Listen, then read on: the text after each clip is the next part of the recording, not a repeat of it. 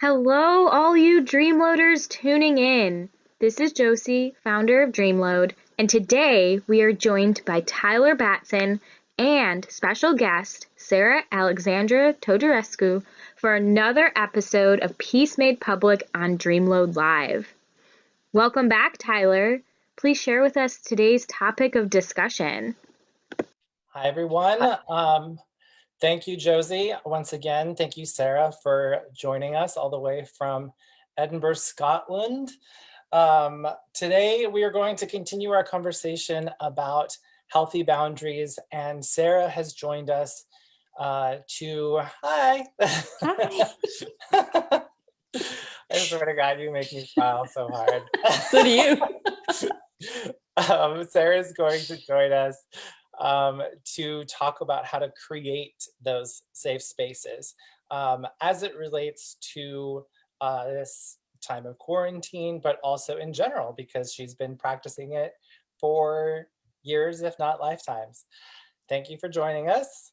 Thank you for having me. This is absolutely amazing. I love that we're doing what we normally do, which is to chat with each other and to fill each other in on life. And now we're wider. I know, and you look radiant, may I add. Well, thank you. So do you. This is just how we go back and forth. We love each other very much. Yeah. So. It took me all this time to set up like this little setup right here. I was like throwing plants around, putting blankets over boxes because we're still moving into our new place. But you do look radiant, and I love that white sweater, and I have like a blanket with me because it's, coziness, and it literally matches your sweater. So I'm like, oh, yes, always in tune. Synchronicity. Before the live, I heard you talking with Josie about synchronicity and things sort of lining up and everything. Yeah. I only heard like a little tail end of that conversation. So why don't you fill me in what you guys were talking about? So the incredible part is like, how you instantly connect with certain people? It was like that with Josie. Like as soon as we started talking before you came in, I was like, oh, of course he loves her because I love her. It's just easy, natural, beautiful. So we were talking how through our travels, we've really seen that there is this incredible grace to life, that you really happen to be on the right street corner at the right time with the right person, with the right conversation, with the light hitting at just the right angle so that your attention can be brought to right then and there in that moment.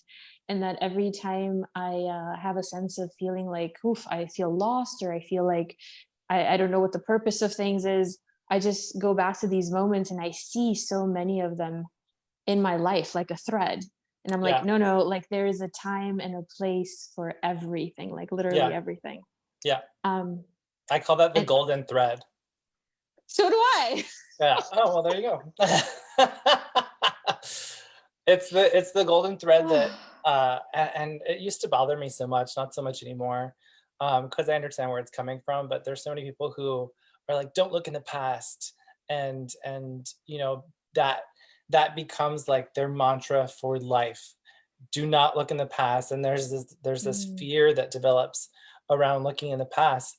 For me, looking behind me to see where I've come from and to make sense of why X happened, to let Y happen, to let Z happen, is incredibly liberating and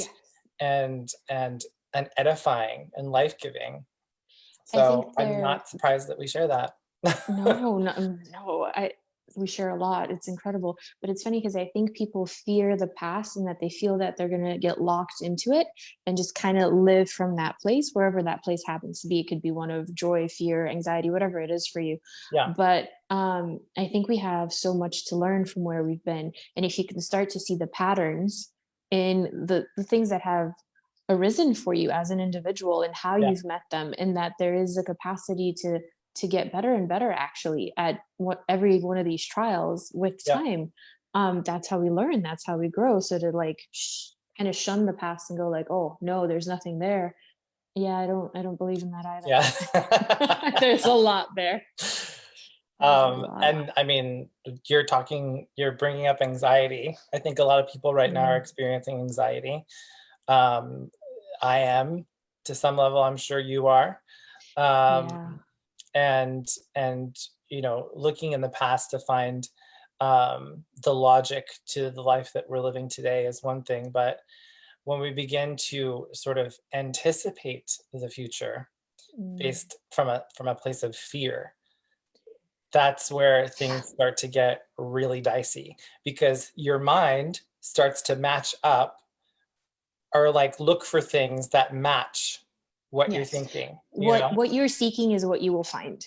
And Yes. I honestly, truly believe this. And I think in a time like this where everything is shifting so rapidly and so quickly and with such immense global impact, I think all of us are kind of like, ooh, how do we come back to something that feels steady and solid for us? Yeah. Without forgetting that we are actually co-creators. And I think that's a really important thing to remember right now. Like, yes, we can be swayed by this fear that we can almost feel. It's almost like tactile. You can Yeah. just, you walk outside and, this Yeah. normal human interaction that you have with your fellow human beings is, social distancing did not exist up until like, 2 weeks ago. So it's Yeah. all these new And now it feels terms. like it's existed for years. But I also, like, I can tell you, like, today, like, my friend across the street who owns a shop, I went to see her. She was painting inside of it, and just being able to see her, like, everything in me lit up. And I always, like, I wanted to cry because I was like, oh, I miss coming in here and getting cards and like hugging you. And like, Yeah. it's a reminder also of like these things that we almost to some degree take for granted in our daily existence. Yeah. Like, you can touch people, you can hug them, you can have these incredible interactions. Yeah. And for me, I feel so lucky that I live where I feel like my heart is completely at peace and at ease, because a lot of my friends were asking, like, do you feel like you need to move back to the States? Do you feel like you need to be somewhere else? And I was like, no, this is actually exactly where I want to be. Yeah. And a lot of it has to do with the kindness of the people here. And although I see fear when I walk outside, I can sense it too. Like, you can feel it radiating off of people sometimes. Yeah. But I also see a lot of joy, a lot of hope, a lot of connection. Like, okay, social distancing, I'm still smiling, I'm still waving to people, I'm still chatting with them on my walks. Yeah. And that makes the biggest difference to me. So Yeah. And I don't know if you're finding this, but I find that it's become easier to connect with complete strangers. yes, We because you're all, almost like looking for that connection. And now you have a reason why I yeah. mean, you don't need any reason, but now it's almost kind of like, oof, like, I see you. Yeah. And that's the thing that excites me so much, and that I've like geeked out so much over the past 2 episodes of this Peace Made Public live series, is that that reaffirming that what we have always wanted as peacemakers and peace lovers exists right now, which is to find that common golden thread that connects us all. It used to be just like life, our shared humanity or the planet, right? But now it's a shared personal experience. Yeah, it's so funny that you call it the golden thread, because I almost had to do a double take there, because for my yoga, it's called or yoga, and in Gaelic, it means gold. So for me, gold is the golden breath of connection. As long as there is breath, we have this capacity to connect Yeah. to ourselves, to each other, and to this world. And Yeah. and for me, what I've seen is that when we cut off this connection, that's when we suffer the most, and we suffer on all levels. And so the more we engage with it, the more radiant we become. Yeah. Why don't you fill people in who are listening maybe for the first time, or don't know you personally like I do, what it is that you do, how it is that you've come to sort of cultivate this peace practice in your life, because that's really what we're here to do. Why I invited you on is, it's one thing to talk about developing a peace practice, and for me to talk like at people. But as we start I to love that you're develop like, we're this, talking at people. No, yeah, we're not. as we start to develop this series, it's really about support, community support, and getting more people to see that not everybody's peace practice has to look the same. And you No, look it looks at a so myriad of different. people in your yoga classes.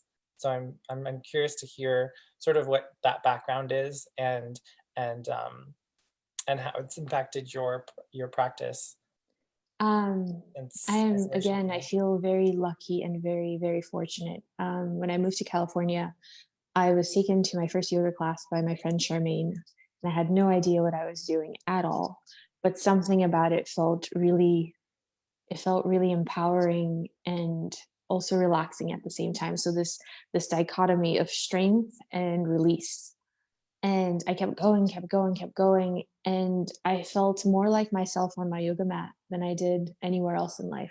Like, I'm wonderful at connecting with people. I love it. I love nature. I love writing. There's so many things that I love. But there was something about my yoga practice where I felt like, and this is how I teach now. I tell people that essentially, to me, when you step onto your mat or when you come to your written page, you're using that as a reflection, as a way to greet yourself every day. And every day you're different, and every day you're going to experience how much is actually changing within you in this time. Yeah. And first and foremost, it's like, how do you greet yourself? Because most of us, and this is something that's really important during this quarantine time, because we're left with ourselves. Yes, some of us are with our partners and with our families and, cats and dogs, but mostly there's more time to really sit with the self and examine that self. And I think as a culture, we have a tendency to numb and to avoid. Yeah. And I've done this. I've definitely done this. And I can tell you when I do it, specifically because for me, writing is a way that, like, I greet myself.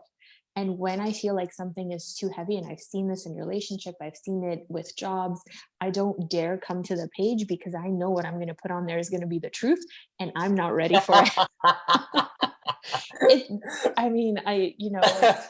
There's no teacher-like experience. I'm like, I've seen it within myself. I've seen that struggle, and I've seen how I will do literally anything except come to the page. And I picked up the artist way again now in my late 30s, because I had it in my early 20s, and there were certain things that at that point in time I was resistant to. For those who don't know the artist way, why don't you explain that? But it's a book. Oh gosh, I'm like tempted to like lunge across the room and like bring it out. You can if you want. We can play show and tell. Yeah, well, hang on, I'll be right back. Any book that Sarah recommends to me, I pick up immediately, and it just blows my mind. And when that sort of cycle started, I started coming across books that were great for her, and that connection is just continued over time. Because physical books are so good. Mm-hmm. So The Artist Way, Julia Cameron. So this book, oh God, has been in circulation for quite some time now. One of the most important things, there's a lot of wisdom in here, but one of the most important things she talks about is the morning pages. So essentially, every day when you wake up, you write 3 pages, and you just consider it kind of like a mind spill.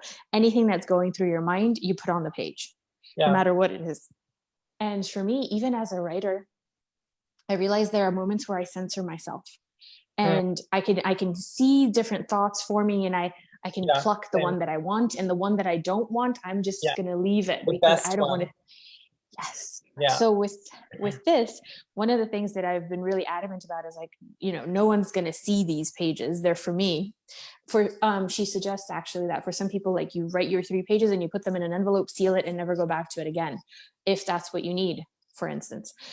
For me, I feel like my own personal plight with this has been to remain consistent in showing up for myself without running away.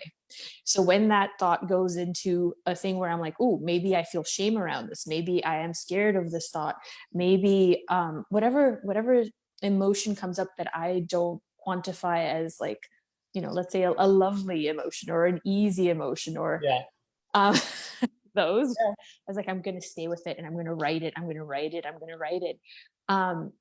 And it's day 51. Oh, you've been doing the 3 pages in the morning for 51 days? Yes. Today's day 50. Well, okay. And also because it's show and tell. So I'm going to show you 2 different notebooks. So this is a regularly sized notebook, which I love. And this is the one that I've been using at home since the quarantine, because that's how much. Yes. That's your quarantine journal. Yeah. Straight up. So I was like, those 3 pages have gotten a lot larger for me. Well, I mean, what you're bringing up is kind of an interesting, because what I do, as you know, is like I make connections. That's sort of how my brain works. but this connection that you're making between um, practicing truth as a means of creating safety. Yes, absolutely. Within And yourself, first and foremost. yeah. And that's a really interesting thing, because in some ways it's working backwards, right? Because people may think to themselves, yeah, I'm real talk, I want truth. It's the purest thing, but it doesn't always, come out here and then out your mouth with the utmost clarity, because there are all these like layers of resentment and layers of fear and layers of anxiety that we're dealing with right now. And what that brings up for me, as you say it, is something someone told me, which is resentment is just an unexpressed boundary. Oh, boundaries. And when he said that to me, I was just like, Yeah, because who doesn't experience resentment? Who doesn't experience um, fear and any kind of manifestation, But once you start clearing those boundaries and creating practices that will allow you to create boundaries that allow truth to come in and allow resentment to recede, then that's when you're getting the real truth. Yeah, I completely Has agree. that been your experience with these 3 pages over the past 51 days? Yeah, it definitely has. And one of the It's continuous strengthening reminders your from it, boundaries? yes, Yeah? yes. And to actually, because I'm showing up in a more truthful way for me, no one else. Yeah. I can then take that to someone else and go, actually, having sat with myself and my thoughts and my Yeah. emotions, I can tell you without a shadow of a doubt that this is a boundary line. And if you are crossing it, Yeah. we're not coming back from this. Like Yeah. it, for someone who spent most of her life being incredibly empathetic and incredibly malleable, which are great things to have, but it's also no one, I feel like no one teaches us how to set up boundaries. No one teaches us Yeah. how to create the sacred space. Yeah. So we kind of fumble through it in most of life. And Mhm. sometimes you stumble on wonderful human beings who help you along the way, and you read books and you have these interactions and you watch nature and you're like, ooh, aha, I get some of this. But Yeah. it's almost like we're missing some essential elements in our education. Yeah. And it's up to us to actually seek them out now as fully grown adults and to hold them and give them to that inner child that didn't get them from the beginning. Oh, you're giving me gold, woman. I cannot wait. Just as a side note, I cannot wait for more people to participate I and know. to add their voice and say like yes, or to say no, that doesn't resonate with me, and so that we can We need find. these conversations to We happen. need these conversations. We need to be able to um just like I said, like remove some of that blur in our vision, remove some of those clouds, Mm, and to have a practice that you can depend on every week, like you have yours every morning. I was reading this yeah. thing about couples, because a lot of Mhm. articles are starting to come out about couples during quarantine and figuring out how to navigate that. And Everyone's being tested in every way imaginable. what? I said everyone's being tested right now. I feel in that Yeah, sense, whether like you want to be in a relationship, whether you're in a relationship, it's yeah, just yeah. And as someone who also loves older couples, I'm I've been thinking a lot about the people who are, who've been married for 50 years or 60 years or something like that. mm, And those that I've met, and I always ask them like, what is your secret to this me longevity? too. Yeah, I do the same thing. yeah. Um, And it's what I read in this article from this psychologist resonated with what every single one of them said, which is, first of all, fun, having fun mhm, together, but also taking that space from one another. And yeah, in between those two things, consistency. He said that yeah, that was the number one thing when it came to couples expressing um, through observation and through their own words, what it was that allowed them to get through the hard times and to enjoy the good times. And what he found is that it wasn't just consistency in, you know, creating that space and having fun. It was consistency in boundaries, consistency in saying, I'm not going to do that with you. Every morning I do this, or you know, I want to garden, I want to do it alone, you know, or, you know, having a tradition that you do every year together, something to look forward to. Or he said one of the things was just saying thank you repeatedly for the umpteenth time throughout the day. And for me, that's huge. For me, that's huge, because it's, whereas some people need validation for their feelings, that their feelings are right, I need validation on my actions. I need to know that you see that what I'm doing is of value, you know, and of service. And of service, because there is so much intention behind it as an empath and as somebody who is thinking of others so much, you know. And so finding ways to create that consistency, sometimes you have to like just call on your stubborn nature to use it for good. To just be like, this, I need this. I need this. Once you start with these practices, like for me, they're actually really simple.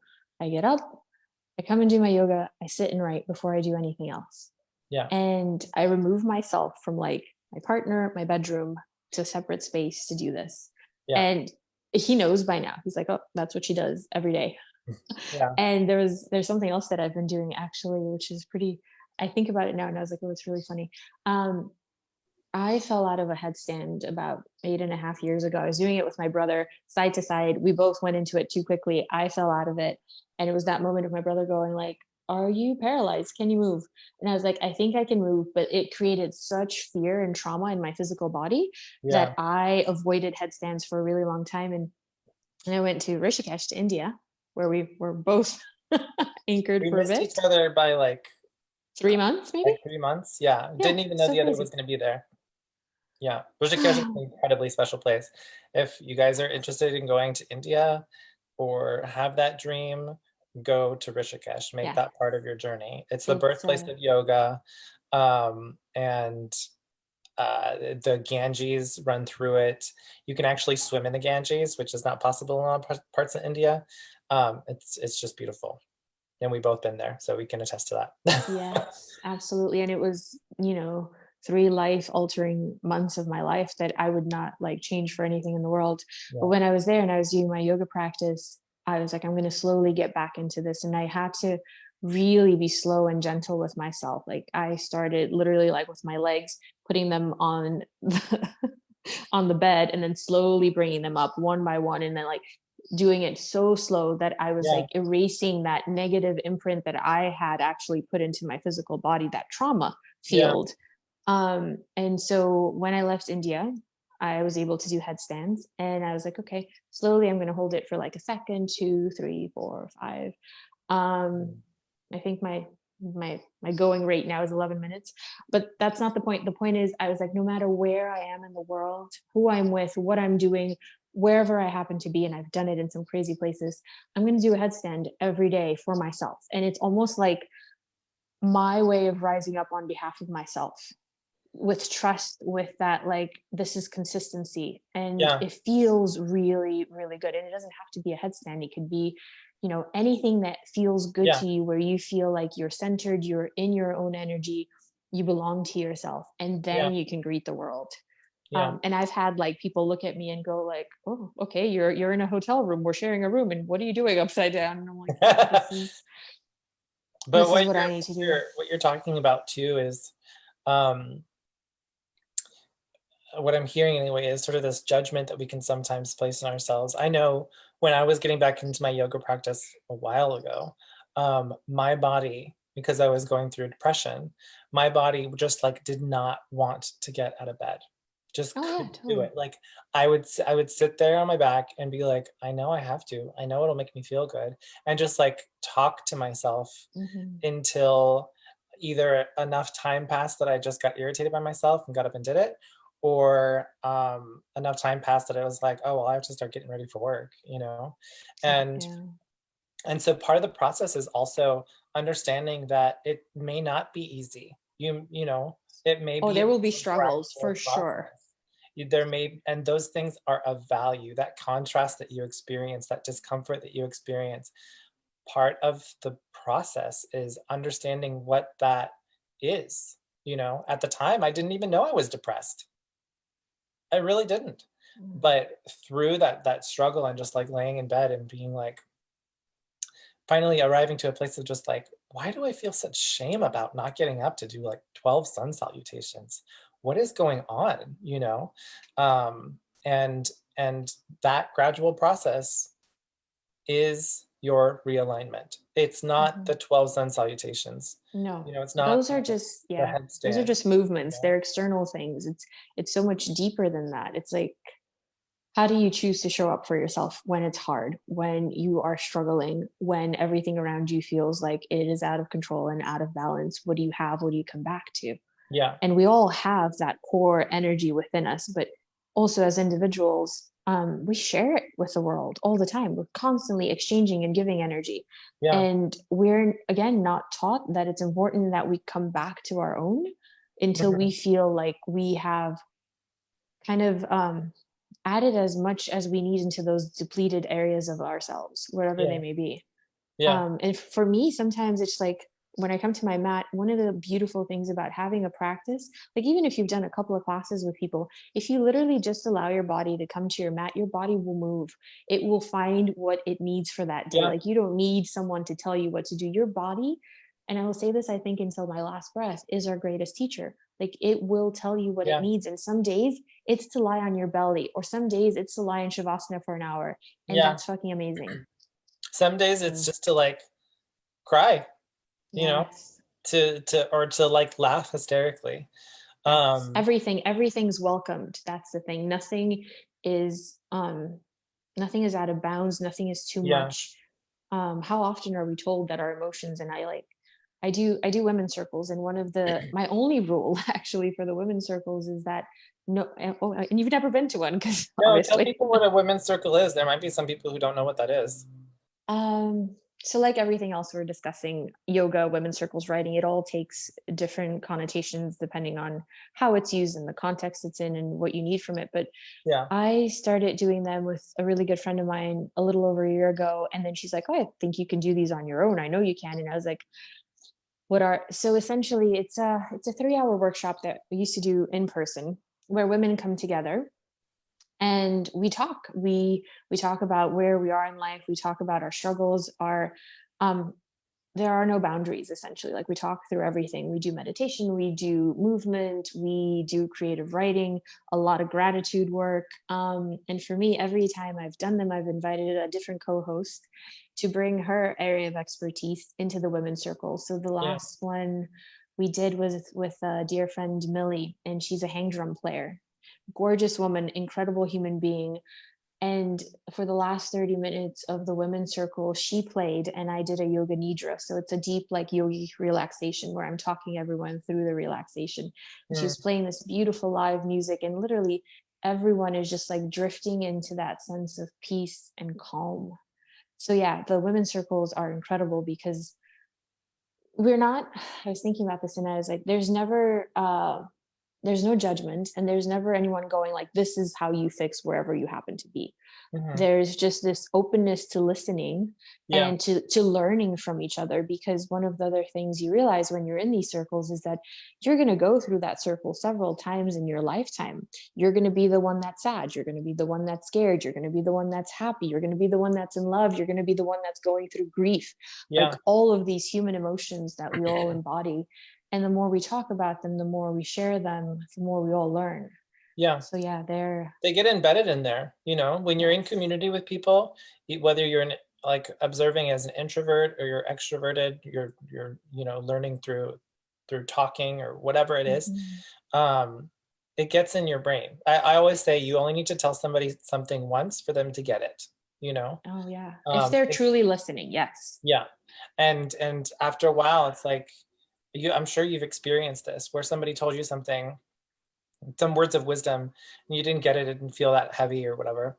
And then it comes right back. And then it comes right back right when you need it. Like, you understand it once you've dissolved, you've set up the boundaries that have allowed you to dissolve the layers of blindness around that issue. And it all comes back. That's why it's so important to have these conversations, and why I'm so grateful for you for showing up, for not just me, but whoever needs to hear this, whoever is listening now or anytime in the future, you know? That's what I've realized So too. I was like, invaluable. the fact that we get to do this together, and I'm looking at all of our friends, a lot of mutual friends, and a lot of friends I can't wait for you to meet, but everyone I know is scattered all over the world right now, and this is what it's coming down to. It's like, okay, we all have these gifts, we have these talents. How do we connect? How do we support? How do we give them? And how do we show up? And that's what Peace Made Public is all about. Peace Made Public, for those who don't know, I know you know this, started off as a peace initiative. It was a peace initiative in Kenya that I kind of just like winged. I was like, all right, there is a need for people to come together and discuss peace. There is a need for this because there is a threat of, in this particular case, post-election violence after a very divisive election. And I operate under the premise that if we got people together in public to commit to peace publicly, then they would be able to be inspired by one another, but also hold each other accountable to that commitment for peace. And that's why I called it Peace Made Public, because as we found out, it worked, you know, and that those like 2,000 people who came to these events told their network of people, went home and told their people, and et cetera, et cetera, et cetera. And by the end of it, this slum in Kenya of 1 million people was peaceful, while all the other slums around them were experienced violence. There was like no violence in Kibera, and our work was credited for that. And I was like, what? How could that possibly have worked? You should be so proud, because there's something integral about storytelling, about using our voice to share, to convey, to commit. And once you enter into it, you're irrevocably changed for the better. And that, since we're talking about creating safe spaces, it's important, I think, to realize that sometimes the space is already safe. It's just a matter of from a safe distance, obviously, figuring out what it is that is like what you're focusing on, shifting the focus, you know, because in the nature of the world, polarity, where there is fear, there is going to be love. Where there is violence, there is going to be peace, always, like across the board. And we have a tendency in our culture to focus a lot, and just like the human mind has a tendency to focus more heavily and to retain the negativity a lot more. And that's it's astounding. And that's why do we remember the one terrible thing someone said to us when like 100 other people were like, you're incredible and amazing, keep going, and you're like, I'm gonna take that one comment that dug into me and I'm gonna hold it as close as I possibly can. It's weird. That's why creating these practices that of creating healthy boundaries and safe spaces within our homes, within our hearts, within our relationships becomes so important, because once there is consistency developed in that practice of setting boundary, that's when the focus becomes a lot easier. That's when the clarity starts to come, and the synchronicity in your relationships that you didn't experience before starts to become clear, and you start seeing that golden thread of connection. It's like, wait, so I actually set up a practice for myself, did it consistently, Then I was able to focus. Now things are clear. Now I have an actual peace practice. Yeah. And then once you do that, exactly, you just pass it on. That's the I flow. To me, that's the flow. I absolutely agree with you. And it's so funny because I myself had to be so out of balance in some ways in my life. I was always very good at giving to people, giving until like I had Yeah. to get completely depleted and had nothing left to give. Like I literally had to say this. I was like, there's nothing left in me. And I did this to myself. And it was in that I slowly started to piece myself back together and go like, no, actually everything starts with you. You cannot hope to be the person you want to be for your family, for your lovers, for your coworkers, for your friends, for your children, for your siblings, when you're not that for yourself. And again, it's one of these things that we're not taught. Yeah. So it's mind blowing to me because I was trying to actually talk about this with a couple of incredible women. Two of my dear friends and I were going to do a full day workshop with women.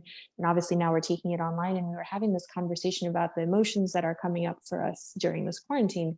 Yeah. And one of the women said she actually feels guilty because she's enjoying her time with her family.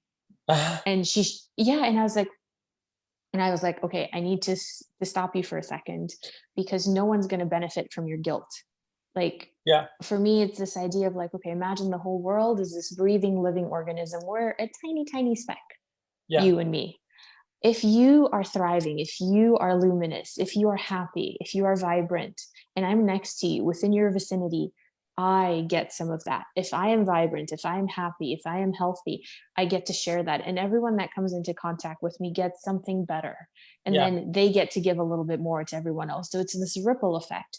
And Yeah. it is the opposite of selfish because every single one needs to take personal responsibility for how we show up for ourselves, Yeah. and then actually the whole world benefits. Like if you're happy, if you feel like you're being listened to, if you're finding that quiet, that peace, that resilience within yourself, of course your interactions with the rest of the world are going to be better. Yeah. So yeah, I'm very adamant about this, mostly Yeah. because I was like, I'm glad you clocked that and told her like no one's gonna yeah, benefit from that. It's just no, because a we destructive mindset. we And sit with guilt and with these feelings of unworthiness. And I'm like, what? Like we were almost like, I was guilty of this for a really long time too, and it came in the form of compliments, where I would immediately negate someone's compliment. Someone would be like, "Oh, you look lovely," or "That was incredible," or I'd be like, "Oh, no, no, no." And I had to be aware of it, and I had to stop myself. And I actually saw it in other friends where I would compliment them, and they would go like, "I can't accept this." yeah. And then I was like, "Oof! Like you need to shift. You need to change because you're not doing anyone any favors by Yeah. continuing to put yourself down or to think of yourself as less than." Yeah. Um, Someone yeah. told me something once about that. And he said, never, never deny someone the privilege of complimenting you because all you're Mm. going to end up doing is insulting their taste. And clocked, yes. Yeah. Yeah. It was actually a friend of mine too that taught me this years and years ago in New York. My friend Jason, he was like, you know how much you love giving to people, Sarah. If you do not allow yourself to receive, you're not giving that person that same joy that you feel when you give. So Yeah. let it come back to you. Yeah. And then I was just, okay, you're absolutely right. Mind blown. Yeah. I'm not ever going to go back from this. So as we wrap up the call, No, I know I could go on forever. Um, it's but okay. We can do this in our own time too. I know, As we and I'm do. trying to be mindful of the energy that it takes to commit to this as someone's peace practice. Um, Mm, it's a lot of energy to digest, but it is.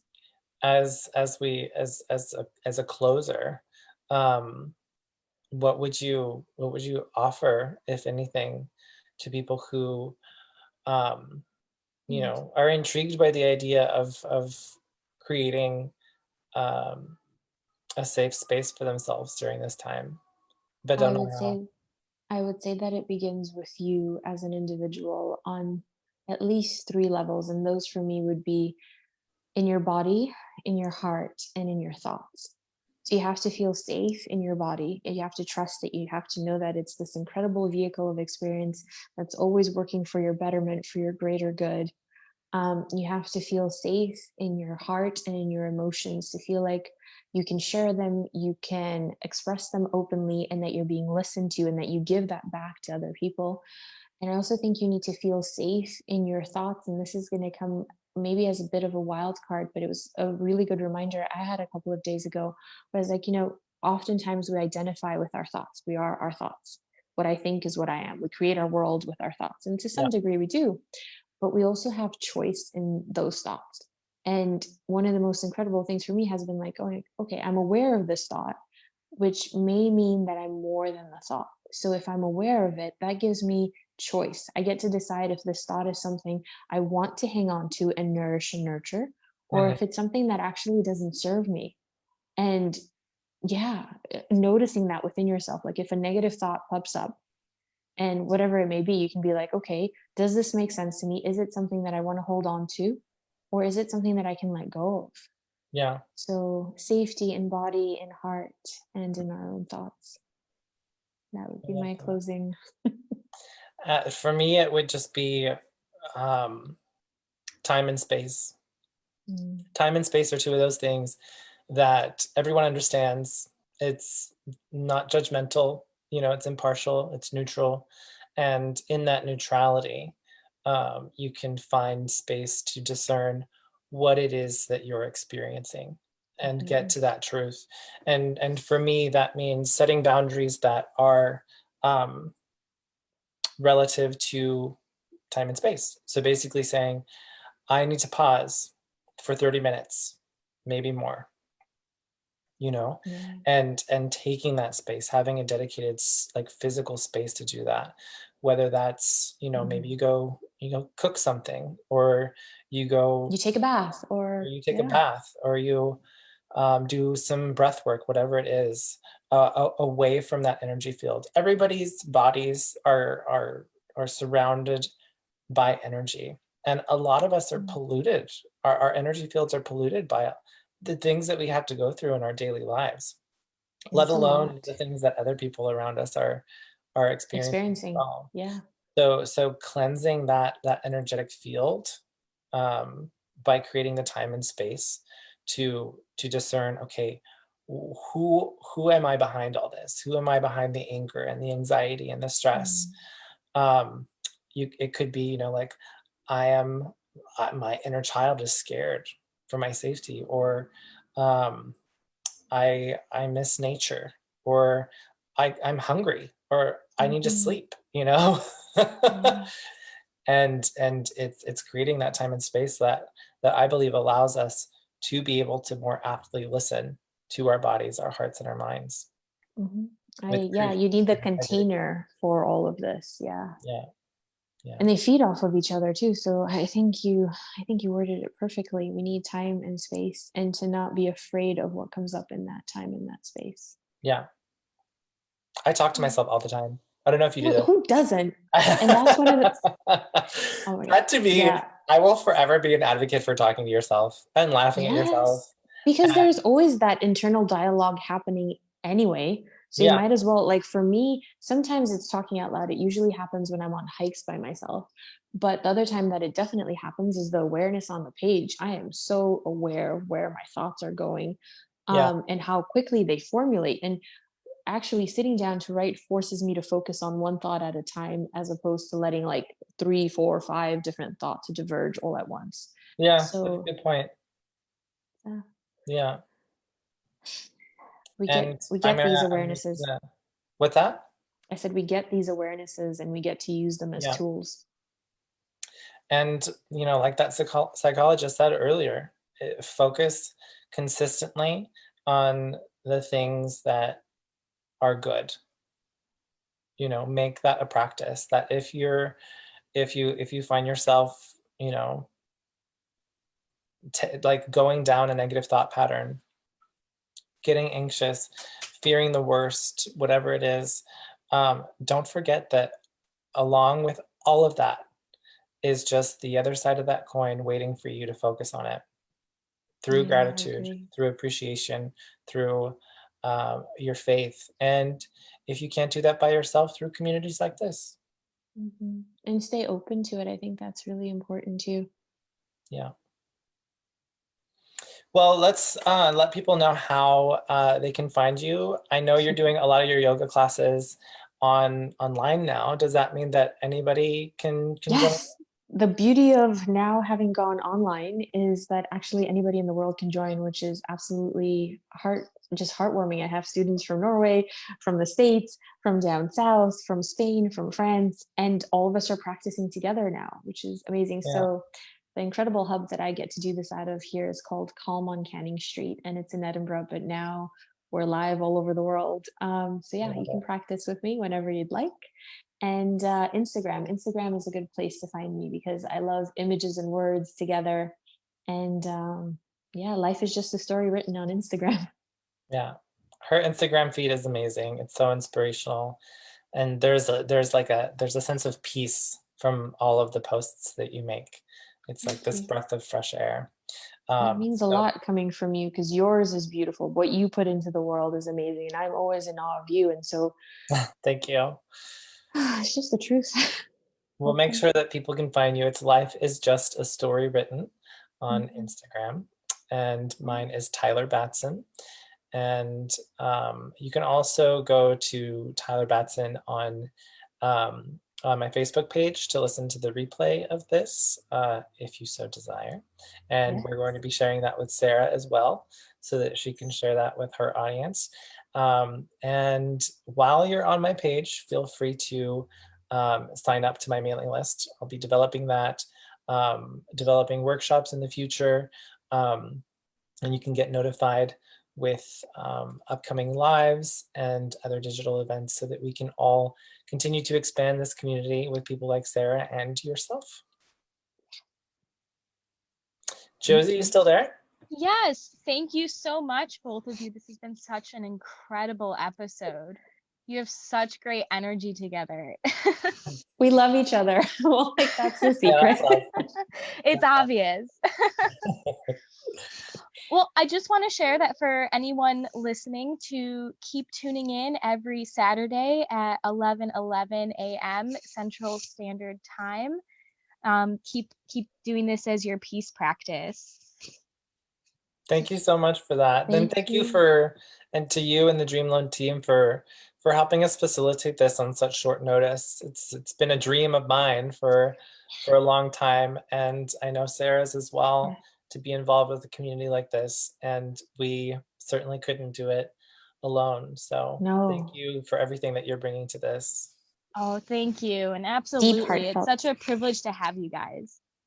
Heartfelt gratitude to both of you for doing this, for creating it, for allowing me to be part of it. I cannot wait to see what the rest of them are going to be like, and to call in and to listen to more people and to continue sharing this. Yeah, and you're welcome back anytime. Let your people know. I will have my people. Yes. Thank you. And yeah, see you again in about a week at 11:11. I'm going to start, and Josie, I think I have your support on this. When we share this, we're going to start posting a link to a time zone converter so that anybody all over the world can easily figure out what time to join us where they are. I love what time you guys picked, by the way. Oh, the 11:11 thing. Yeah. I don't want to go on too much longer, but the 11:11 thing was when Josie and I came up with this idea. It was 11:11. Magic. Yeah. Well, thank you so much, both of you. Yeah. Peace and blessings. Thank you. Peace and blessings. Talk to you guys soon. See you in a week. Bye. Bye. Bye.